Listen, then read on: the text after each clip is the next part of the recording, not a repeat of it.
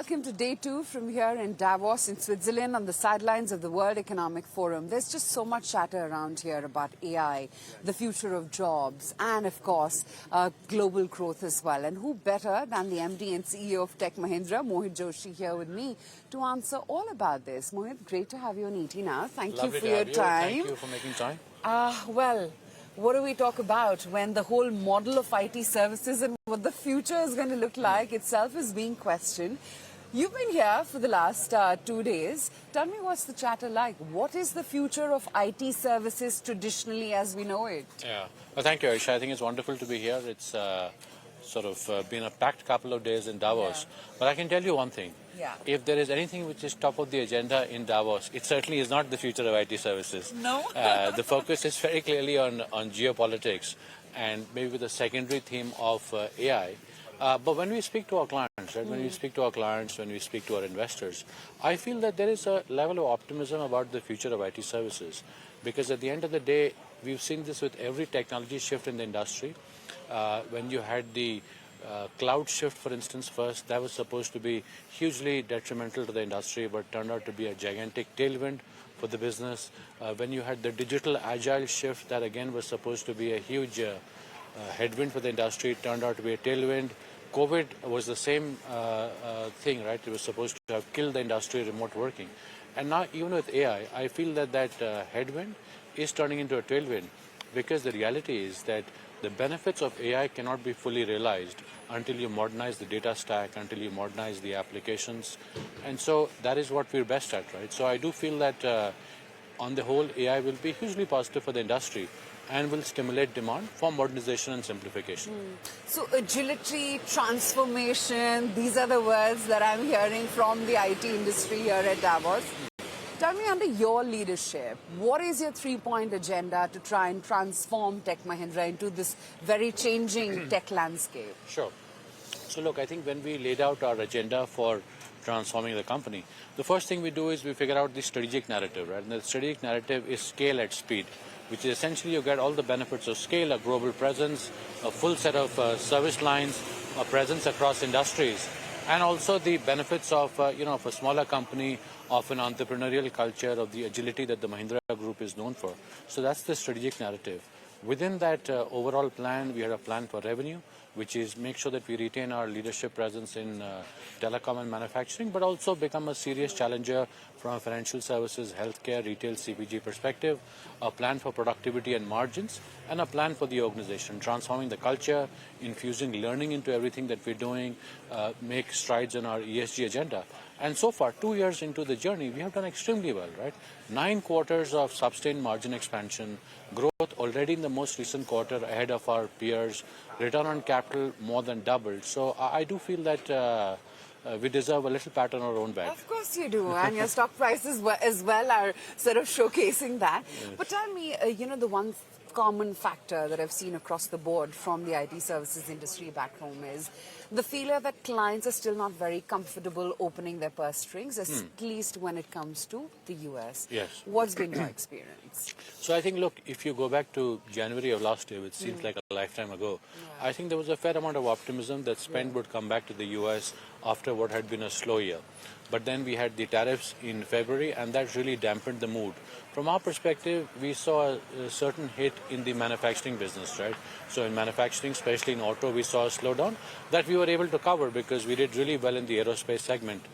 In telecom, again, we saw a little bit of a slowdown because clients were concerned about the potential tariff impacts on devices and phones. We do see some of that negativity going away, and so we're looking at a more stable business environment. So the word I'd use is cautious optimism. It's not going to be a COVID-style recovery. That's a favorite with the IT industry, isn't it? Cautiously optimistic. No, I think last year in January, everybody was vigorously optimistic, right? So we've gone from vigorous to cautiously optimistic. Looks like a nice scale. But tell me, how much of Tech Mahindra's revenue today is AI-led? And say in the next year or 2 years, where do you want to scale it up to? Yeah, look, this is a very difficult question to answer because the answers are usually quite meaningless, right? The answers that most people are giving, because you either have a very, very narrow bore, right? Which is how much of revenue am I getting from building, let's say, large language models or small language models or direct AI consulting. that is a few percentage points for everybody. Or you look at the larger scale, where am I infusing AI, where are my developers using the GitHub Copilot or Claude Code, right? Where are my contact center people using AI tools, which is closer to 100%. So the answer is either close to 0 or close to 100%. The problem is the absence of a baseline. You don't have any benchmark. It's like if I ask you what percentage of people in India make more than $5,000, it's fairly easy to answer, right? Because it's a benchmark. Yeah. If I ask you what percentage of people in India are smart, it's a very hard question to answer, right? So this is the same thing, right? We have to get to a common baseline or a common benchmark. Otherwise, everybody is candidly marking their own homework, and everybody is sort of 90 plus. But do you have a benchmark that you're working with as to where is it Yes. that you want to take your AI revenues to? I'm sure you do. Yes. So I think the way we're looking at it, right, is that the whole pricing model needs to change. See, just now the way the pricing model works, it essentially is pricing for labor and then a productivity that comes in from the use of AI tools. The way we're thinking about it is that you will have a certain amount of your revenue that comes from the use of human labor and a certain amount of revenue that comes in from the use of digital labor. And because digital labor, again, is one of those terms like smart, it's not well defined, you try and go down to the lowest common denominator, which is token consumption, right? So much of token consumption I'll drive for my clients, right? And therefore I get paid for that. And so much of human labor I use for my clients, and I get paid for that. We've actually written a very thought-provoking paper with Forrester on this that came out last week. And we hope to use that as the baseline for building out our new pricing model. Interesting. So, every IT company is now saying that AI will be a margin lever. Would it, or is it just an aspirational, fantastical idea as of now? Well, it should be, right? If we're able to drive greater productivity for our clients, then there is the possibility of using some of that, applying that back to our own businesses. And because a lot of our business, right, for TechM, more than 50% of our business is fixed price, the ability to drive more productivity in your legacy fixed price contracts is certainly a margin lever. So you said you're cautiously optimistic. What are you cautious about and what are you optimistic about? Yeah, so we're cautious about the environment, right? Because as we've seen in the past year, the sentiment can pretty much turn on a dime, right? If you have so many open geopolitical issues just now, right? You have the ongoing tariff issue with India, you've got the Greenland issue now, and you've got crises all over the world. Any one of these could significantly depress business sentiment, right? So that's the reason for caution. The optimism comes from the fact that there is a lot of, a backlog of demand with our clients.